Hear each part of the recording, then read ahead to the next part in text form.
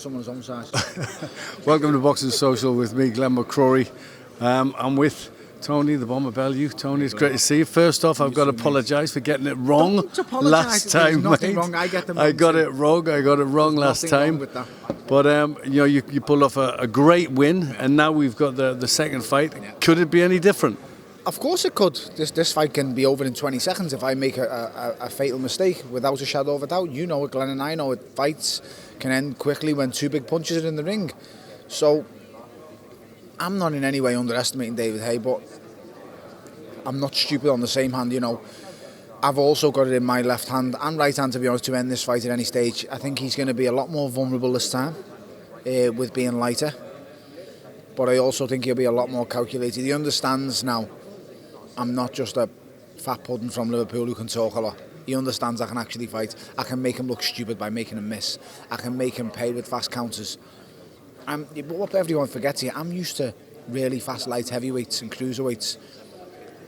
I'm prepared for a really fast heavyweight. I'm prepared for a muscle-bound cruiserweight. I'm not seeing anything new in this fight.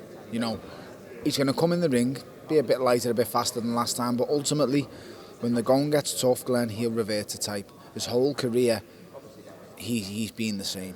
He's a front runner. It's what we call in boxing as a front runner. He's very good on the front foot. He's great early doors, but once 4, 5, 6 rounds pass, he runs out of ideas. He loads up. He tires. That's not me saying. That's just a fact. The proof's it's been seen by him on so many occasions. It's just that very few fighters were able to capitalise on his mistakes that he makes. I can, because I'm used to the quick guys. I can hit him when he doesn't usually get hit.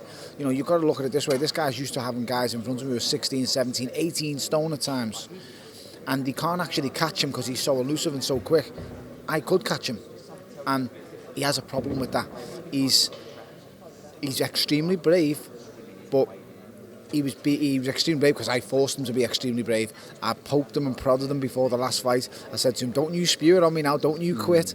And I believe that's the reason why he never, because he could have easily, you know, when the Achilles went, he could have stopped and went, that's enough, you know, whatever have you. But he never. He stuck in there. And the reason he stuck in there, Glenn, was because he believes I'm crap. He believes he could have just still bingoed me at any moment. And you know what? He could, because he's that heavy-handed, he's that big of a puncher. But ultimately he got made to look stupid in that first fight. For every second of every round, he missed wildly. It looked like Boxer v Brawler at the time. Very similar to Eubank and Groves on the Saturday. It's just past Boxer v Brawler. Will he do that again? I don't think he will. I think he'll come to the ring this time with a much more calculated approach. But like I've said once again, how long can that last for?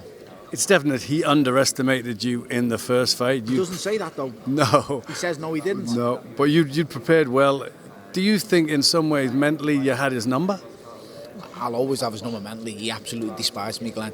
It's killing him inside to sit here and for someone like me to be able to talk back to him, to answer him back, because he looks at me as being so inferior to him. I shouldn't even be on the same table as him, and I know that really incites him. Like, he done a great act all the way through, but he kind of gave it away a little bit at the end when he came out and said, I want a violent knockout. I mean, why does it have to be violent?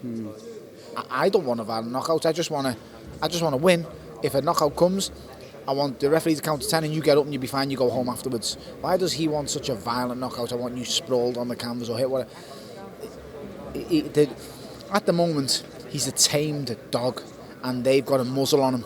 And they've got a lead on him. And every time he goes to open his mouth or whatever, I've seen it at the last press conference, they tag his lead and they just rein him in a little bit. On fight night, he's got no muzzle on. He's got no lead. He will be let off the leash.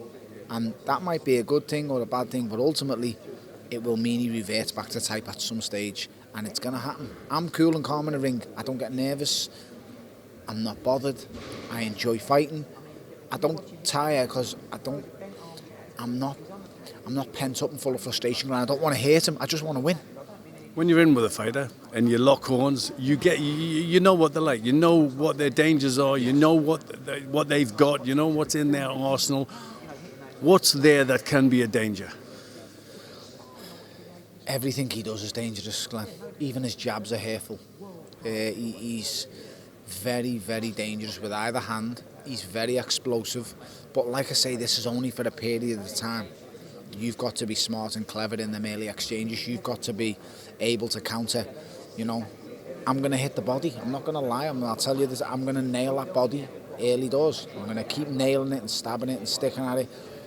And I'm going to slow him down because he's so explosive and dangerous early doors. So it's nothing new to me. I don't watch for this fight the David Haye from the first fight. I watched the David Haye that was fighting Enzo McCrory. I watched the David Haye that got off the floor to defeat Jean-Marc Mormec. I watched the David Haye against Giacobi Fragamini. So you're prepared for him at his best? I'm prepared for him at his very best. He can dress it up any way he wants, Glenn, about Ishmael Salas has brought him new life, and once again he's gone back in the time machine. No man defeats age. Time waits for nobody. You aren't the David Haye of them, but I'm preparing for that one, just in case I get it all wrong and he turns up. But we can't defeat time, Glenn. You know that as Father Time waits for no one. It's coming to me, believe it or not. I'm getting greyer by the day, but I'm a different fighter to him. I always have been, I always will be, and I'm a fighter who's actually learnt more in the last 3 or 4 years of his career than he has in the first 6 years of his professional career. I've got better with age because experience has allowed me to do that.